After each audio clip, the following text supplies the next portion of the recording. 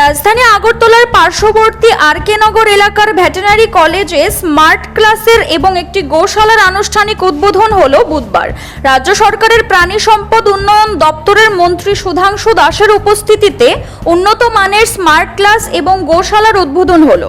এ সময় মন্ত্রীর সঙ্গে উপস্থিত ছিলেন স্থানীয় বিধায়ক রতন চক্রবর্তী সহ দপ্তরের অন্যান্য আধিকারিকরা। উদ্বোধন শেষে মন্ত্রী সুধাংশু দাস বলেন, রাজ্য সরকার কৃষক সহ সাধারণ মানুষদেরকে প্রাণী পালনে উৎসাহিত করার জন্য নানা পদক্ষেপ গ্রহণ করছে। তারই অংশ হিসেবে রাষ্ট্রীয় গোকুল মিশনের অন্তর্গত কর্মসূচি হিসেবে এই কলেজে পাঠরত ছাত্রছাত্রী থেকে শুরু করে অধ্যাপক অধ্যাপিকা এবং ফার্মে কর্মরত কর্মীদের মধ্যে যাতে আরো বেশি করে সচেতনতা তৈরি হয় তার জন্য গোশালা তৈরি করা হচ্ছে। CRI TV, channel for news and entertainment.